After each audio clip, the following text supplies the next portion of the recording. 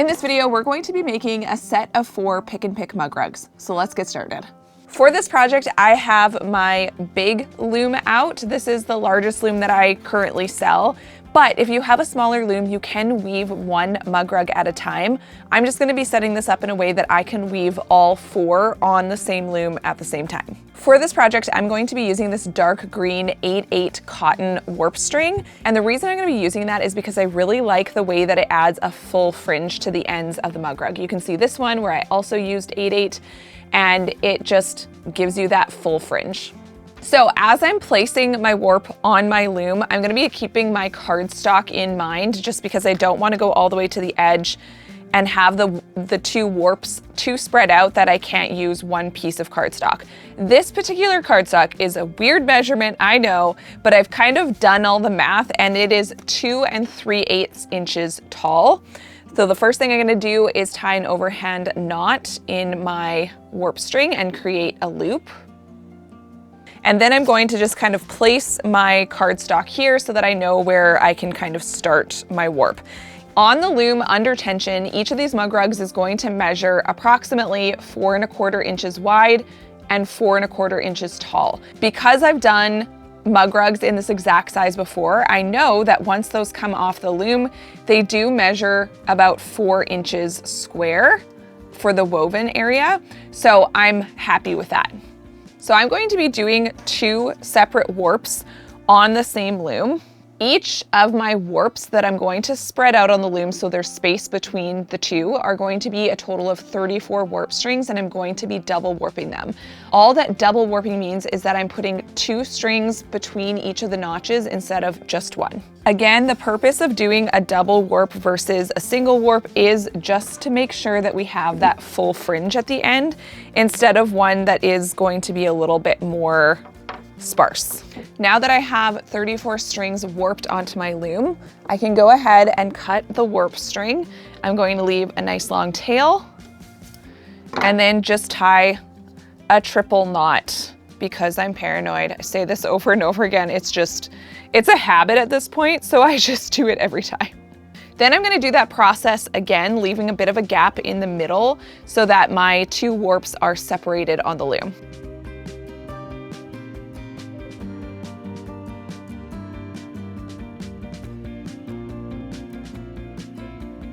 Now that I have my 2 warps on, I'm gonna go ahead and weave this piece of cardstock in place.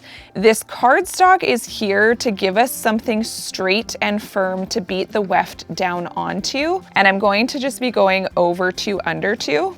All right, so now that I have that woven in, we can get started with weaving. I have chosen a lot of colors because I want these mug rugs to be multiple colors, not just pick and pick the whole way up in the same 2 colors.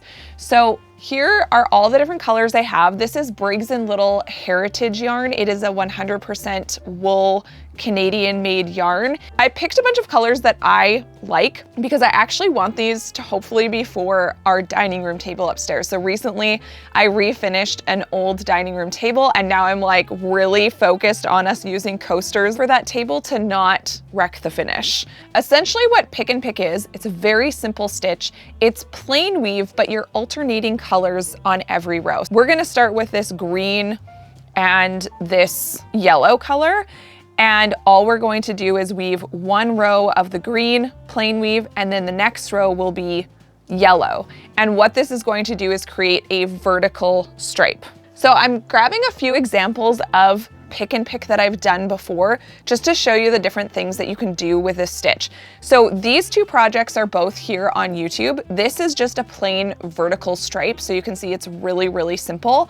And then this one is a checkered version. So you're doing the pick and pick, but then after a few rows, you're swapping the order of the colors so that it ends up creating this checkered pattern. I will put links in the description box below for both of these projects. This project you can find on our Patreon, and it's just a different method again of staggering the colors in a way to create an even bigger pattern.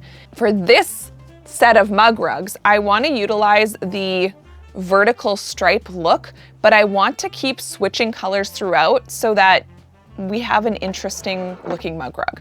So I'm gonna start with this dark green because it goes really well with my warp string.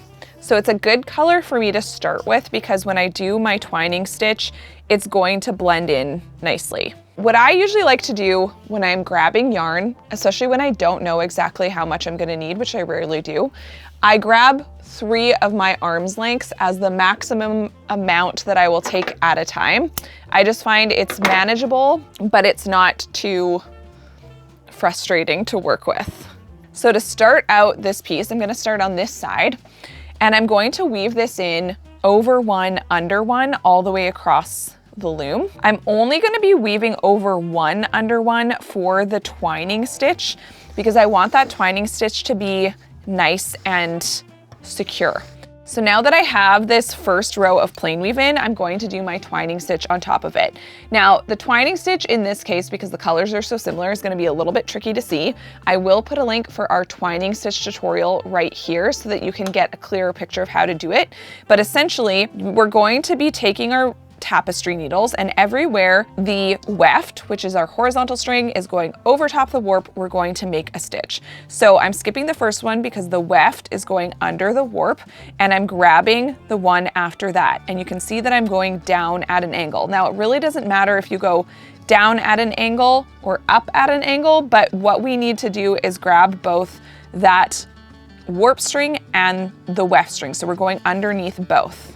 So once I make that first stitch, I'm gonna pull on this string and make sure that it's tight. Now, what I don't wanna do is really let this side suck in, but what I do want to do is have this twining stitch evenly spread out the warp, and you'll see that come together as I go. So I'm grabbing the next one after that, doing the same thing as before, grabbing both the warp and the weft where that weft is going over top the warp. So we're skipping every other string. So now I can skip the one after that, and I'm grabbing the next one. So where the weft goes over top the warp, grabbing both and stitching it through. And then every time I make a stitch, I'm gonna tighten things up. Again, really watching this side. Now, if it pulls in just a little bit, that's totally fine, but I don't wanna do this. You can really see this angle that's being created. We don't want that. We wanna try to keep it nice and straight. I'm gonna continue that process all the way across this warp. All right, so now we have this twining stitch completed, so we're ready to start the actual main part of the mug rug. So I'm gonna continue on with this dark green for one row, but now I'm gonna switch to over 2, under 2. The reason I'm going to be weaving over 2, under 2 is I want the effect on these mug rugs to be that we do not see the warp. So you can see in these ones, we're only seeing the weft. It's called a weft-faced cloth, and we're not seeing those warp strings at all. So it's going to let that pattern really come through nicely. So I'm gonna start out my first row over 2, under 2. Now at the start of this, I am gonna be sharing a few extra tips if you are a bit new to weaving, but what I'm doing here is I've created an arch with my weft. I'm gonna strum my warp, and then I use my weaving comb to press that weft down onto the bottom of the weaving. Now this is going to be one of those ones where we are beating down quite firmly so that we don't see the warp. Now that I have that first row in, I need to switch colors because like I said, this is one of those ones where we're switching colors constantly and we have to kind of do something funky on the edges to make that work. So I'm gonna find, hopefully, the center of this ball. I found it. And again, I'm gonna grab 3 arm's lengths and a second tapestry needle as well. Since I have an end over here already, I'm gonna start this on the other side. So I'm going to be going under because we want this row to be opposite of the first one. I know it's a little bit difficult to see since it's green on green, but I'm going the opposite of the first row. So the first row goes over under, so this one needs to go under over. So I'm leaving a tail here that's a few inches long so that I have enough length to tuck this in later. And I'm pressing firmly down onto that cardstock. Now we go to the other color again. Now here's where it gets a little funky because we can't just go this way or we have an empty space on the edge here.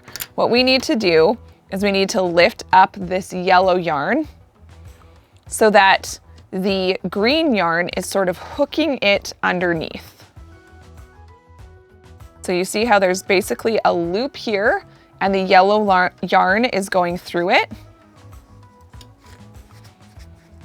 Now I can go back to that yellow yarn, and this one is going to be a bit different. So this one, I'm actually going to take the yellow over top of the green. And yet again, what this does is it sort of locks this yellow onto the edge. And then I can go back with my green, and I'm just going to continue doing that back and forth. Now, this mug rug is going to be about 4 1/4 inches tall, as I mentioned. So I'm going to be creating 5 sections of pick and pick on each. And of course, dividing 4 1/4 by 5 is a little bit wonky, but basically what I'm gonna do is I'm gonna be going to about 13/16. I know that's a really dumb measurement, but if you want to do these the same size as me, that's what I'm going to be doing. So it's the tick between 3/4 and 7/8. That's where we have our 13/16. So I'm going to try to aim for that so that my mug rug ends up that 4 1/4 inches at the end. So I'm going to continue on with this section, and then I'll meet you where we're going to switch colors.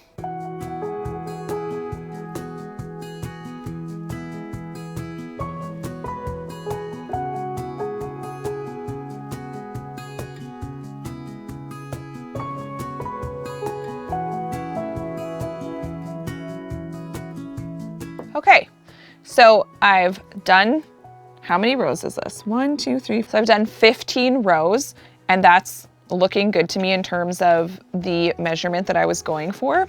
So I'm gonna go ahead and cut these yarns because we're going to switch colors now. So here's how I'm gonna finish the edge to make sure that it looks fairly seamless. So if we continued weaving this, what we would have done is we would have looped this yellow around this green. So when I go to tuck in the ends, I want to create that effect again so that this edge looks really clean. So it'll look like that. Now it won't be exactly perfect, but I think that will make it a little bit better. For the next 2 colors, I'm thinking a combination of this dark red and this rusty orange. I feel like these mug rugs are gonna be a fun way to sort of try out different colors next to each other, because I feel like I also don't know for sure if this is exactly what I want, but it's a nice way to explore different color combinations as sort of a practice. 1, 2, 3. So I'm gonna start out with the red, and I have to start by going under. Then I'm going to grab my orange, and this one's gonna go over top of that. Since I have 2 ends over here, that's why I'm starting these ends on this other side, so that we don't have too many ends on one side of the mug rug. So I'm literally going to be weaving this exactly like the other 2 colors. When I get to the end, I'm bringing this red over top of the orange so that it locks on those edges. Okay, so something that just happened because I've been beating down so firmly, I noticed that I was actually pushing down this previous section even more. So I'm gonna have to be really conscious of that to not push down too hard, because that's actually gonna make our piece a little bit too short. So now I'm kind of back in the territory I wanna be. So make sure that you keep measuring as you go to make sure that you're not doing that. And so I'll have to be more careful moving forward to not push down too hard. So for this one, I'm just gonna loop this back around, and I think that will be mostly okay. The edges on a piece like this are gonna be a little bit wonky, but I think that'll work best. So the next section, I'm gonna try this blue and brown. This combination of colors is a little bit out of my comfort zone, but I saw a lot of inspiration for similar patterns like this on Pinterest, and I love these pick and pick looking patterns that combine a lot of different colors and they feel a little bit random. I don't know why, but I really enjoy them. The first two coasters, I really wanted to try this more random look to spread out the colors. So I chose 6 colors for each of those. And then I kind of just repeated them for the last 2 stripes on each of them. When I started out this project, I did set out to make a set of mug rugs for my dining room, and I probably will end up using these in my home. But once I did the first one, I really wanted to play with color, to just let myself have some fun. I have so many different colors of this yarn, and so it was fun to just sort of see what would look good. I was a bit limited by the dark green warp string choice. If I had chosen an off-white, I could have done any combination of colors for the actual woven areas and it would have looked good. But because I chose this dark green, I really needed to do things that I thought looked good with this dark khaki green. So the first and second one, I used this strategy that was a little bit more random looking for the order of the colors. They're not symmetrical is what I'm trying to say. Now I did stop and tuck in the ends after I finished the first 2 coasters, just so I wouldn't have so many ends to tuck in when it was all done. To tuck in my ends, I always like to use a plastic yarn needle like this one. So it just has a really nice big eye, so it's easy to thread. And you can basically find these anywhere yarn is sold. To tuck in the ends, what I'm doing is I'm threading the yarn into this plastic yarn needle and then I'm fishing it through the back loop. So I've flipped over my loom and I'm working on the back. I'm slipping each of these yarns through 6 or 7 loops on the back. I went a little bit longer since this is a mug rug and I really don't want those ends to come out later. Once I finished the first 2 mug rugs, I slipped out my cardstock, turned around my loom, and then wove that same cardstock piece on the other end and started working again from what is the bottom up, but is actually the top of my loom. The reason I did this is just because it allows you to have the most slack to work with at a time. So I was working towards the part that had the most empty warp.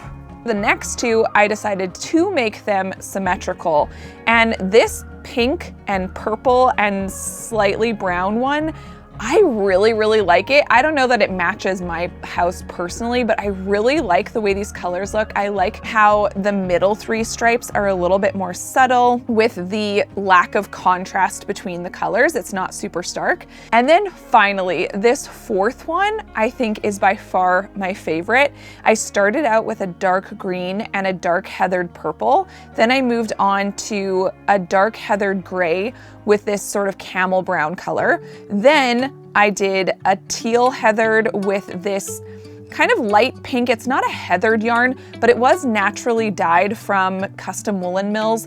So it's not a perfectly evenly dyed yarn. And I really like that. There's a little bit of variation, but it's not too obvious.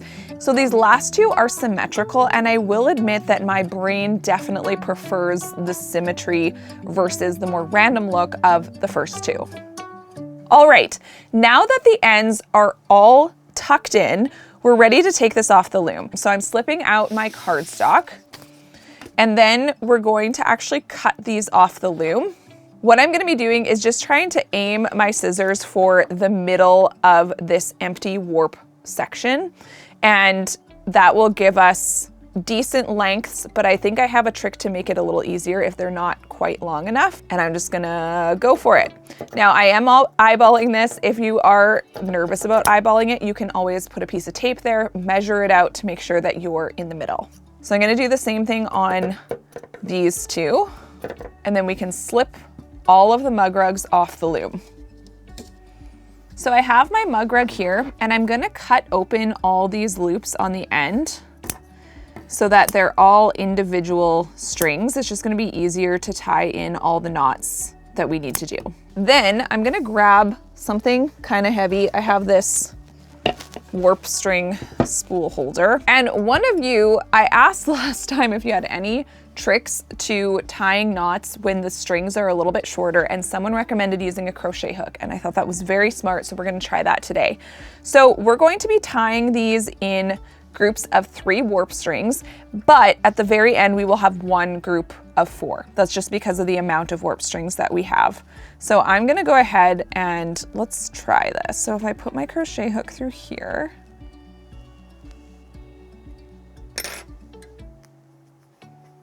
And I basically just want to make sure that that knot is as close to the actual weaving as I can get it, and making sure that each of the strings is nice and tight in there. So that's my first little grouping. Then I'm gonna move on to the next one. Now, if I can do it by hand, I'm going to, because it's a little bit faster for me. But if you're finding that those warp strings are a little short, and I think on the other end they will be a little bit short, you can always use the crochet hook trick. This is a bit of a tedious process, and I have done many mug rugs without doing knots at the end and just letting that twining stitch be the securing of the warp strings, and I'm pretty sure it would stay just fine, but a lot of you have expressed concerns over just having the twining stitch on the end. So if you are concerned about that, you can finish them off the way I am right now, which is just with knots instead of relying solely on the twining stitch. At the very end, like I said, I'm gonna have a grouping of 4. And then I'm gonna go ahead and start the process on the other side and then do all 3 other mug rugs.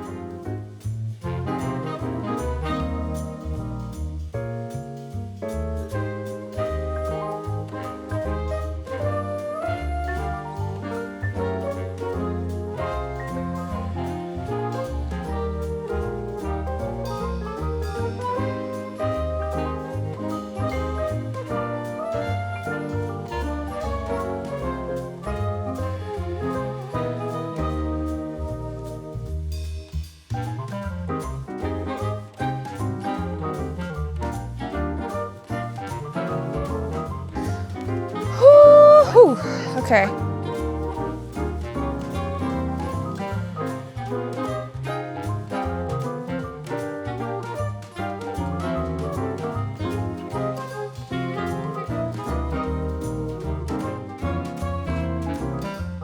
Okay, so I have all the knots in, and that was quite a process, I'm not going to lie.